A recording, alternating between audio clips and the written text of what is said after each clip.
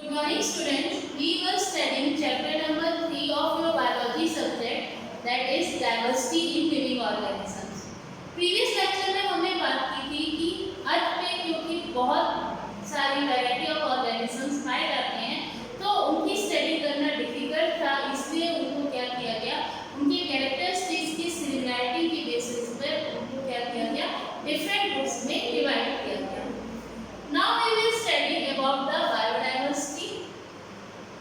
If we break this term, अगर हम इसको break करते हैं, इस term को divide करते हैं तो हमको क्या मिलते हैं, दो words मिलते हैं. एक word है bio और दूसरा है diversity. Bio का मतलब होता है, bio जो term है इसका मतलब होता है life and diversity means variety. So what is the meaning of biodiversity? It means variety of life, or we can say variety of living organisms. So if we have to define the term biodiversity, so biodiversity means the variety of living organisms present in a particular area is known as biodiversity. किसी particular area में जो different forms of living organisms पाए जाते हैं उन्हें हम क्या बोलते हैं, बायोडाइवर्सिटी बोलते हैं. इसी पर्टिकुलर एरिया के कुछ फैक्टर्स होते हैं जो उस एरिया की बायोडाइवर्सिटी को क्या करते हैं, इफेक्ट करते हैं कि उस एरिया में कितनी बायोडाइवर्सिटी पाई जाएगी. जैसे कि उस एरिया की लैंड, उस जगह की क्लाइमेट, वाटर, ये सब क्या करती है, उस जगह की बायोडाइवर्सिटी को क्या करती है, इफेक्ट करने का काम करती हैं. आज के टाइम पे ह्यूमन इंटरफेरेंस ही क्या हो रहा है, उसकी वजह से बायोडाइवर्सिटी किसी पर्टिकुलर एरिया की क्या हो रही है, इफेक्ट हो रही है. अगर हम बात करें अर्थ के कौन से एरिया में, कौन से रीजन में बायोडाइवर्सिटी सबसे ज़्यादा पाई जाती है, तो उसको हम इस डायग्राम की हेल्प से समझने की कोशिश करते हैं. कि मान लीजिए कि ये हमारी क्या है, अर्थ है. जैसा आपने पढ़ा होगा कि 0 डिग्री जो लैटिट्यूड होता है ये आपका क्या होता है, इक्वेटर होता है, जो अर्थ को क्या है 2 इक्वल पार्ट्स में क्या करता है, डिवाइड करता है. और 23 डिग्री नॉर्थ, 23.5 डिग्री नॉर्थ जो कि क्या होता है, ट्रॉपिक ऑफ कैंसर, एंड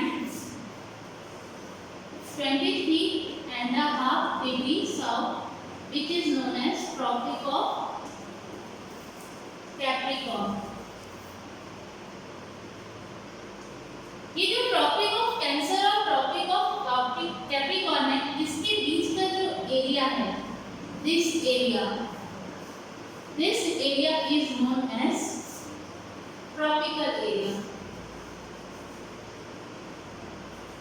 और ये ट्रॉपिकल एरिया में जो क्लाइमेट होता है ये कैसा होता है, यहाँ पे बहुत ज़्यादा टेम्परेचर भी होता है और बहुत ज़्यादा क्या होती है, रेनफॉल भी होती है.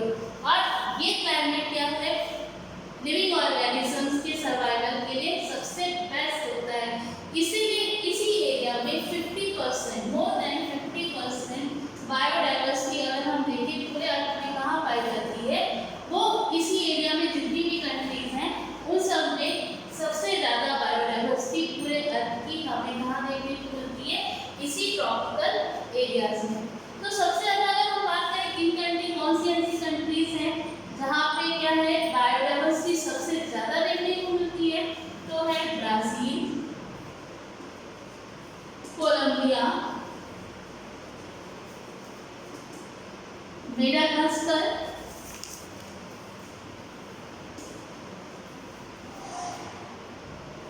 Ecuador,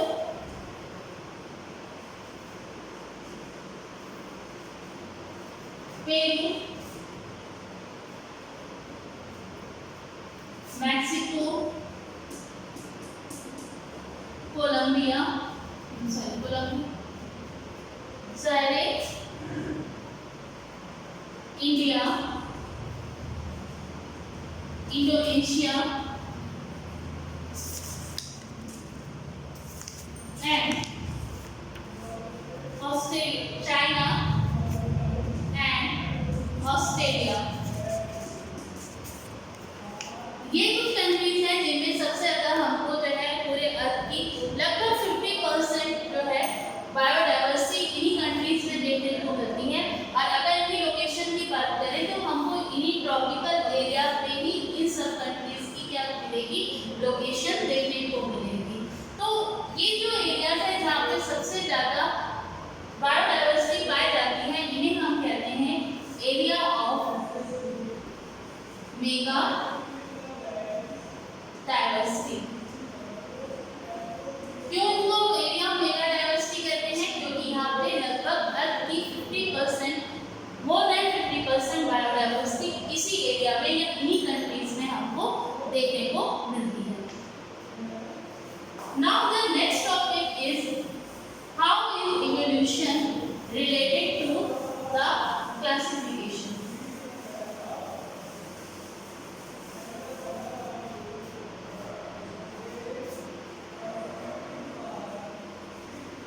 next topic is evolution and classification. To understand this topic, you have to understand what is the meaning of evolution. Evolution का मतलब क्या होता है? Evolution टर्म बना है evolve होने से. Evolve का मतलब होता है change. जब किसी पर्टिकुलर ऑर्गेनिज्म की बॉडी में चेंज आता है तो न्यू ऑर्गेनिज्म क्रिएट होती है, उसी को हम क्या बोलते हैं? इवोल्यूशन कहते हैं. ये चेंज क्यों होता है, किस वजह से ये चेंज किसी ऑर्गेनिज्म की बॉडी में आता है? तो ऐसा पाया गया है कि अर्थ का एनवायरनमेंट क्या हो रहा है, लगातार चेंज हो रहा है और अर्थ के एनवायरनमेंट में होने वाले चेंज की वजह से क्या है, उस एनवायरनमेंट में अडैप्ट होने के लिए, सर्वाइव करने के लिए ऑर्गेनिजम्स की बॉडी में भी क्या होते हैं, बहुत सारे चेंजेस आते हैं. उनकी बॉडी ऑर्गेनाइजेशन, उनकी बॉडी स्ट्रक्चर, उन सब में क्या होता है, चेंज आता है और वो चेंज इतना ज़्यादा हो जाता है कि एक न्यू स्पीशीज क्रिएट हो जाती है. और उसी जब न्यू स्पीशीज क्रिएट होती है तो वही प्रोसेस क्या कहलाती है, इवोल्यूशन कहलाती है. It means evolution is the process through which new species of organisms are created by the changing of the old species of organisms. अब evolution और classification में क्या डिफरेंस, क्या मतलब रिलेशन क्या है? जब चेंज आता है, जब किसी ऑर्गेनिज्म की बॉडी में चेंज आता है तो जो ओल्ड ऑर्गेनिज्म है जिसमें क्या हो रहा है, चेंज आ रहा है, उसकी बॉडी का स्ट्रक्चर कैसा होगा, बहुत ज़्यादा सिंपल होगा और उसी में चेंजेस होने की वजह से वो क्या होगा, वो क्या है, कॉम्प्लेक्स बॉडी स्ट्रक्चर में क्या होगा, चेंज होगा. तो हम कह सकते हैं ओल्ड ऑर्गेनिज्म जिसमें क्या हो रहा है, इवोल्यूशन हो रहा है या चेंज हो रहा है, उसे हम क्या कह सकते हैं, सिंपल ऑर्गेनिज्म भी कह सकते हैं. या उनको एक और नाम दिया गया है, दैट इज लोअर ऑर्गेनिज्म.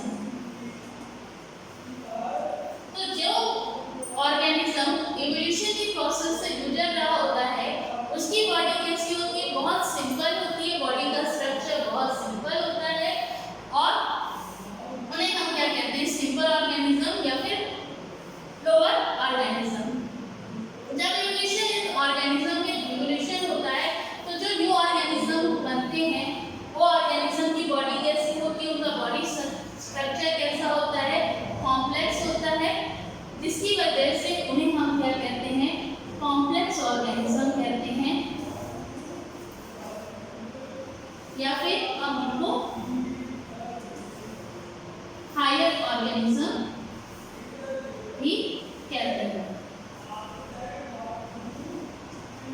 और ये जो है, ये जो क्लासिफिकेशन किया गया है, ये जो इवोल्यूशन होता है सिंपल ऑर्गेनिज्म से कॉम्प्लेक्स ऑर्गेनिज्म का, तो ये जब क्लासिफिकेशन किया जाता है तो ये ध्यान रखा जाता है कि कौन से ऑर्गेनिज्म क्या है, सिंपल स्ट्रक्चर वाले हैं और कौन से जो है कॉम्प्लेक्स ऑर्गेनिज्म हैं, कौन से हायर ऑर्गेनिज्म हैं. इनको अलग अलग कैटेगरीज में क्या किया जाता है, क्लासिफाई किया जाता है.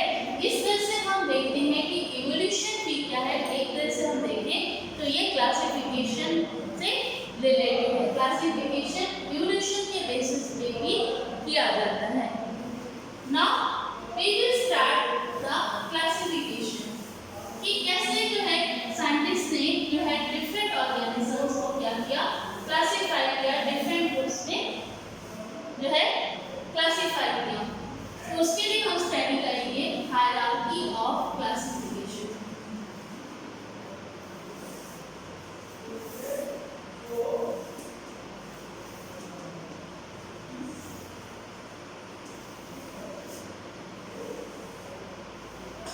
सबसे पहले जो आज के टाइम पे हम लोग क्लासिफिकेशन पढ़ते हैं डिफरेंट ऑर्गेनिजम्स को जिस तरह से क्लासिफाई किया डिफरेंट ग्रुप्स में, वो जो हम पढ़ते हैं वो हमने 3 साइंटिस्ट थे, R F Whittaker,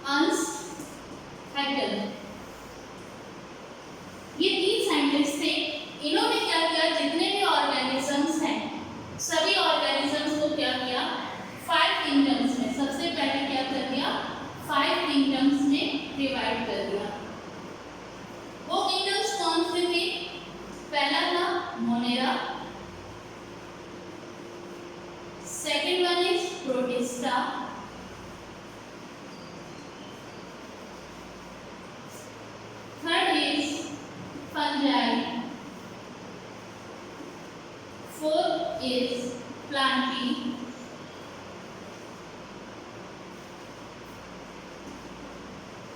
And last one is Animalia. ये 5 किंगडम्स जो थे इन साइंटिस्ट ने दिए थे। जितने भी ऑर्गेनिजम्स थे उन्होंने उनको क्या किया, उनके कैरेक्टरिस्टिक्स के बेसिस पे उनको 5 किंगडम्स में क्या कर दिया, 5 लार्ज जो है कैटेगरीज में क्या कर दिया, डिवाइड कर दिया।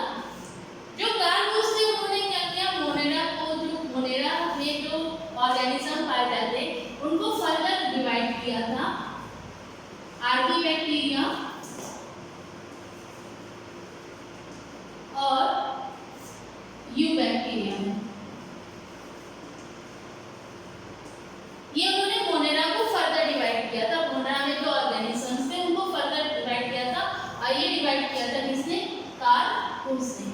लेकिन जो मेन जो डिवीजन था ऑर्गेनिजम्स का, जो ब्रॉड कैटेगरीज डिवाइड की थी वो थी ये 5 kingdom, that is Monera, protista, fungi, Plantae और एनिमेलिया।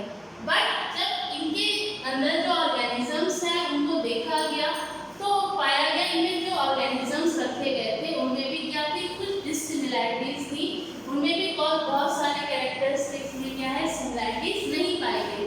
तो क्या हुआ कि ये जरूरी पाया गया कि इन किंगडम्स को फर्दर हम क्या करें, सब डिवाइड करें, फर्दर उनको डिफरेंट कैटेगरीज में हम क्या करें, डिवाइड कर दें। तो इसके लिए क्या किया गया, जो क्लासिफिकेशन है किंगडम्स को क्या किया गया और सब कैटेगरीज में क्या किया गया, डिवाइड किया गया और उसका एक क्या किया गया, सीक्वेंस बनाया गया और उसी सीक्वेंस को हम क्या कहते हैं, हायरार्की ऑफ क्लासिफिकेशन बोलते हैं। तो सबसे पहले किंगडम को हमने किस में डिवाइड किया, फाइलम या फिर डिवीजन में। जो फाइलम के जितने भी किंगडम के जितने भी ऑर्गेनिजम्स थे उन सबको हमने फिर क्या किया, डिफरेंट फाइलम और डिवीजन्स में पुट किया। फाइलम वर्ड यूज होता है एनिमल्स के लिए और डिवीजन वर्ड यूज होता है प्लांट के लिए। नेक्स्ट इनको जो है डिवाइड किया, फाइलम के जितने भी ऑर्गेनिजम्स थे उनको जो है डिवाइड किया गया, फर्दर कैटेगरीज की गई जिसे नाम दिया गया क्लास। देन क्लास के बाद आया order, then family, then genus and the last one is species. So जितने भी ऑर्गेनिजम्स हैं उनको उनकी कैरेक्टरिस्टिक्स के बेसिस पे हम क्या करते हैं, इन कुछ कैटेगरीज में क्या करते हैं, 7 कैटेगरीज में क्या कर देते हैं, डिवाइड कर देते हैं। इसी को हम क्या कहते हैं, हायरार्की ऑफ क्लासिफिकेशन। सबसे छोटी किसी भी क्लासिफिकेशन की सबसे छोटी जो यूनिट होती है that is species. This is the smallest unit of classification. और स्पीशीज में कौन से ऑर्गेनिजम्स रखे जाते हैं, जिनकी बॉडी में क्या है, जिनकी फंडामेंटल बॉडी स्ट्रक्चर क्या होता है, सिमिलर होता है, उन सभी ऑर्गेनिज्म को हम क्या करते हैं, एक सिंगल स्पीशीज में रखते हैं।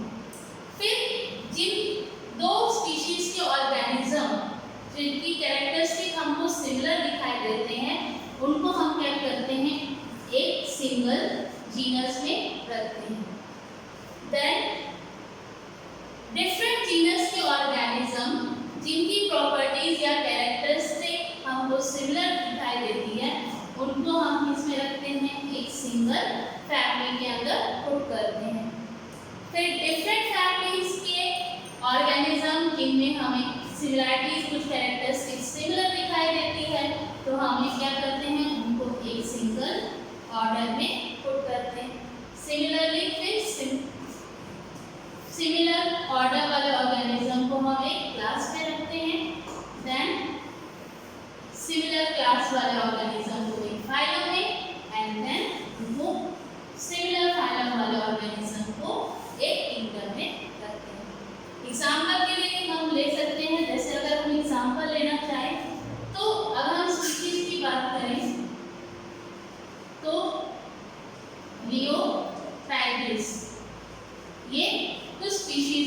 लियो किसकी स्पीशीज होती है?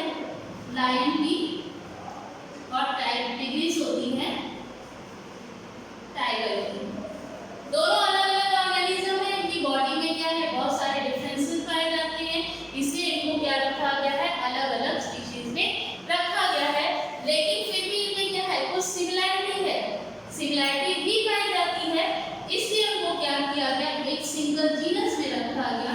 ये क्या थी, ये थी इनकी स्पीशीज, लेकिन क्योंकि सिमिलैरिटी है तो इसलिए इनको एक जीनस में रखा गया, जो क्या था आपका पैंथेरा।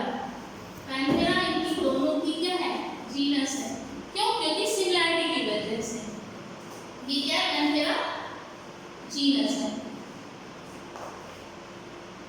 देन अगर हम बात करें कि ये जो लायन और टाइगर है, ये कैट से भी मेरे ख्याल से, कैट अलग स्पीशीज है, अलग जीनस है, बट कैट, लायन,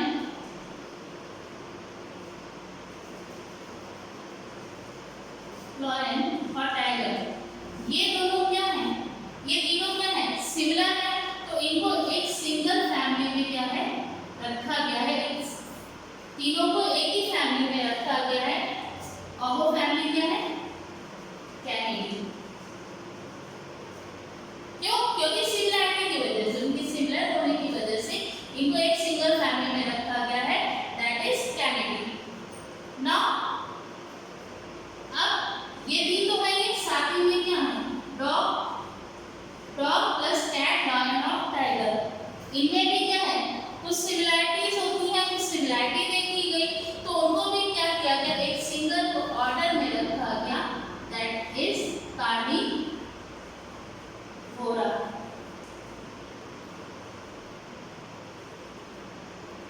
देन जितने भी ये सारे डॉग, कैट, लायन और टाइगर, इसके अलावा बहुत सारे जैसे ह्यूमंस हो गए, आपके एलिफेंट हो गया, काऊ हो गया, बफेलो, ये सब क्या है, ये सब क्या है, एक सिमिलरिटी, इनमें भी क्या देखी गई, एक सिमिलरिटी देखी गई।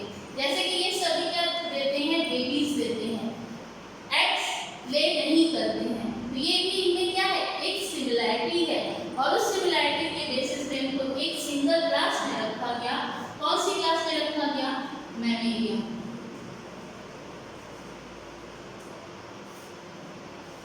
अब मैमल्स के साथ क्या है, मैमल्स हैं, बर्ड्स हैं, एम्फीबियंस हैं, आपके रेप्टाइल्स हैं, फिशेस हैं, इन सब में भी कुछ क्या देखी गई, सिमिलरिटी देखी गई। क्या देखा गया, उनमें क्या होता है, नोटोकॉर्ड प्रेजेंट होता है, हार्ट प्रेजेंट होता है, इन सब के बेसिस पे उनको एक सिंगल फाइलम में रखा गया, दैट इज कॉर्डेटा। और जितने भी एनिमल्स कॉर्डेटा के अलावा बहुत सारे नॉन कॉर्डेट्स भी होते हैं जिनमें नोटोकॉर्ड प्रेजेंट नहीं होती है, उस बेसिस पे क्या होता है, उन सबको एक ही किंगडम में रखा गया, दैट इज एनिमेलिया। सो ये हम देखते हैं कि सिमिलरिटी और डिससिमिलरिटी के बेसिस पे हम क्या करते हैं, डिफरेंट ग्रुप्स में क्या करते हैं, हर ऑर्गेनिज्म को क्या कर देते हैं, क्लासिफाई कर देते हैं। सो अब नेक्स्ट लेक्चर में हम डिफरेंट किंगडम्स के बारे में, जो डिफरेंट जो साइंटिस्ट ने डिफरेंट 5 किंगडम्स बताए थे, उन 5 किंगडम्स के बारे में स्टडी करेंगे।